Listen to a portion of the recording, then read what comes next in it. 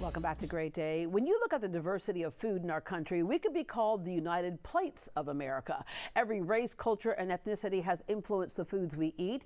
Augustus Jackson is the father of modern-day ice cream and credited for coming up with favorite flavors. Rebecca Swindle is a food historian and founder of Patra Kitchen 1848 Ice Cream. She's here with the scoop on why this is the cream of the crop. Good morning. Good morning. Thank you for having me. All right. So who knew? It's so funny. Almost everything we do every day, there's somebody, some history or some story behind it.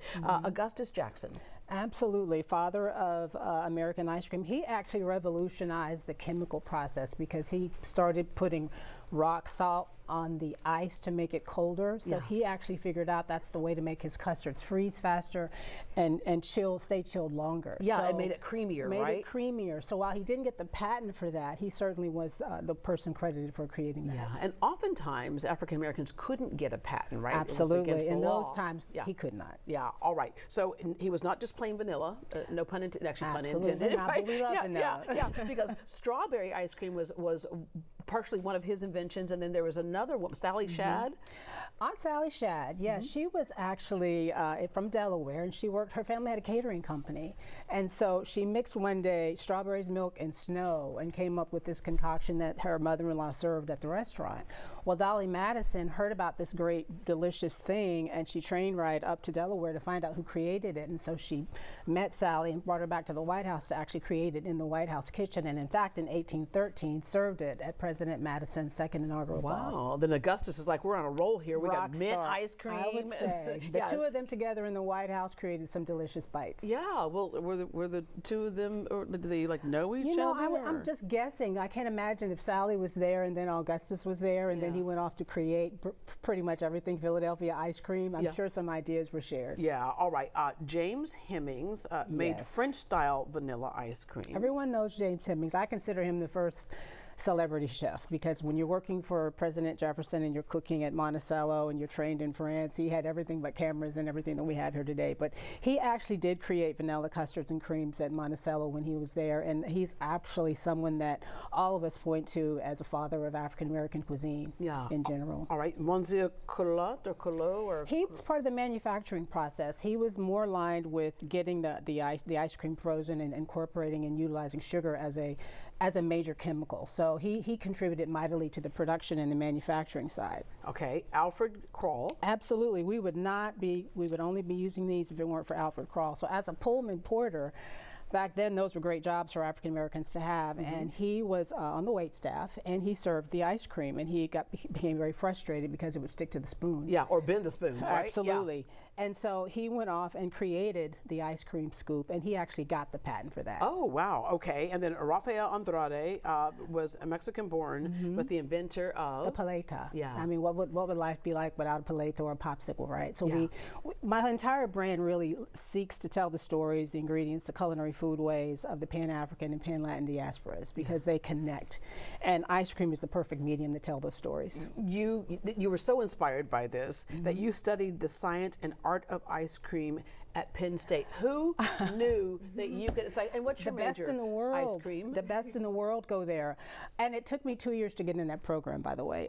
Penn State has an incredible agricultural school and dairy science program for ice cream.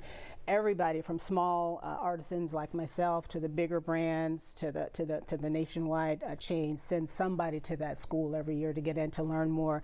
And so after I taught myself ice cream chemistry, I had a lot of whys in the kitchen, like, well, why is the texture doing that? Well, why is it freezing? I said, I need to learn more. So I went back to school. It absolutely is a science. How does it taste on the tongue? You know, how much fat in it can determine that. You know, there are just different things that we like about moving something around on our tongue, that emulsion of sugar, air, and water and fat. Yeah. Okay, that's really what we like. We like some fat, some sweet fat. We want the fat because it's so satiating and delicious. But I went back to school and learned how to do it properly and to become more effective. Do you know how many kids are going to come come home and say, I'm majoring in ice cream. I want to go to ice That's cream what I'm doing. school. I want ice cream school. Absolutely. All right, Patra Lee's Kitchen. So you Yes. decided to make this your business. Take us into the history of the name. I did. So Patra Lee is my great-grandmother. And so I come from a long line of cooks, and we all learned something. And because I'm also a grandma's girl, I followed my grandmother everywhere she was in the kitchen. So not only did she teach all of us how to cook something, the one thing that I got from her was taste. You have to know how to something should taste, which means you have to eat a lot, but you also have to respect the ingredients. And if it's one thing that I thank her for is that I have the ability to taste. And so when I decided to go into food, I thought I want to tell stories and I want to do something with regard to our diaspora. And when you talk ice about cream is the thing. Tasting the ingredients, you Yes. know, one advantage you have is that whenever you're doing something for the mass market, there's sometimes other things that have to be introduced to keep it food stable or shelf stable, right? Absolutely. You don't have to do that in the small batches. You can stick closer You don't have to do that in the small batches. Now, if I were to become a major supplier, probably, because you've got, you know, the chain of custody. This is a very delicate product. You don't want it to melt, so things have to be done. But when you make artisan ice cream like I do, it's small batch. It's sometimes made to order because I actually have a lot of clients who want just a flavor just for them. Yeah. And I can manage my process and stay creative and craveable at the same time. You know exactly what they mean. All right, let's go through, which is a lot of talk right now about what's in our food. Let's eat ice cream. Right, let's eat some ice cream. So we're going to start with buckshot. You probably had this at the Rodeo Best Bites. I've seen you there a couple of times. Look at you outing me. I've seen you. Yeah, I would come around And different you're times. enjoying I like a little it? Groucho Marx mask. Oh, what's this ice cream? I'm like, okay, there she is. So this is the award winner we had there, and it is a caramel stracciatella. I'm not going to try to eat and talk, but I'm going to have a little bit because I have to. That's Let me tell you what you're ridiculous. tasting. What you're tasting is a confection I call an Ethiopian praline. It's essentially a mashup of cultures from New Orleans and Ethiopian five spice and the pecans. I love to blend savory and sweet and texture because, you know, you want the whole mouth engaged. You want your entire palate to be like, my whole okay, mouth is engaged, all right. this is amazing. And then it goes straight into the brain and you're happy. That's why ice cream is a perfect medium. So that is buckshot, caramel stracciatella, which is little flecks of chocolate, and our praline Ethiopian, a little bit of whiskey You caramel. can taste that praline in there. I love that. Yeah. Okay, this one right here. Now this is in honor of Sally Shad. We talked about her. She did not create strawberry shortcake, the dessert, but she did create strawberry ice cream. And in fact, what she served in 1813 at President Madison's inaugural ball was really more like a baked Alaska with strawberries. So this is my way of paying homage to her. So that's a pound cake that we create ourselves in my kitchen with a little bit of strawberry balsamic caramel. That's giving you that savory at the same time. And that's what I love about the artistry And a of little food. bit of You can start umami with going an on idea, there. but then you create your own version of So something. it's strawberry on strawberry on strawberry, but in different ways. So you have to finish that one later. Yeah, yeah. Okay. Now this is one of our new ones. This is on our new spring menu. It's called Kolo Crunch. Kolo is actually an Ethiopian snack made of roasted and whole peanuts, barley, and nuts. So if you love peanut butter and chocolate, like the perfect match, this is an elevated version of that. So we took the Kolo and I made it into a Kolo chocolate bark. And then I chunked it into my peanut butter infused ice cream. Oh, so that's this is so like good. the ultimate chocolate peanut butter bite. So you so notice good. that the Kolo is crunchy and chewy because when barley is roasted, the natural sugars come out. So it kind of gives this like sugar smack flavor with a little bit of a crunch. So I grew up eating cereal. So. Right. But again, but understanding I'm also the still a kid science at of heart. what you can combine the creaminess with something it's amazing crunchy. what heat will do to many things. So when you're roasting natural seeds and elements like that, there are natural sugars and flavors that come out. Of course, the fat. Gotta have the fat. And this so one is that's matching your new. shirt right here. Now, I do have to say, I do have one little problem with this one right here. If I can just please share this with you. Okay, yes. I went to UT. I prefer this to be like a burnt orange kind of color. Okay, But I the got you. Aggies on the staff were like going, oh, that's our favorite. Look at that right there. Look at that. So, okay, tell me about this So one. this is a new one as well. This is a Zobo sorbetto. Oh, that's good. Now, can you explain the difference between had ice to have cream and that one too. sorbetto? So sorbetto was mainly sugar, water, and fruit, all natural. So if I'm going to do anything vegan, it's probably going to be an all-natural fruit-based sorbet.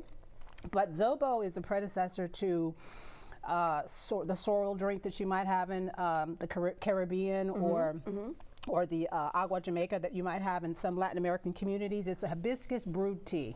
This is so good. And so what I've done here is I brewed the hibiscus, which is naturally orange, with some black cherries for sweetness, pineapple, a whole lot of spices. And what you're tasting there is ginger And the spice note is something called uda, which is a Nigerian pepper. Now you would never think that there's pepper in a sorbet, but it does something to the cherries that, unlike anything else, it just brings out that natural depth of flavor. Now, let's say someone was doing an event. I was doing an event for some of my Texas exes, and we had like a blood orange type of sorbet. You could come up with something. I actually did a blood orange last spring. There you go, absolutely. The rest of y'all. She had one. It I probably have tasted a little one. bit better I have than this one. too. I do all fruit sorbets. I'm sort of a purist. I actually believe that milk is milk and ice cream is ice cream, but I certainly respect those who have a vegan palate. So I'm always exploring new ideas, but I also respect the ingredients, and hibiscus and fruits make the perfect marriage. Plus, it's high in antioxidants. Well, we are so glad that Patra Lee was born, and you were part of that family chain, part of that legacy, and what you created. This is so cool. Thank you so much. Thank you for having me. Thank you for having me. For more information on Patra Lee's Kitchen 1848 ice cream and the stories behind the flavors, visit greatdayhouston.com, and we will connect you. And I got to tell you, the flavors in this are so wonderful because it all goes down to the quality ingredients and absolutely knowing how to mix those ingredients, because that's what the degree was in. All right.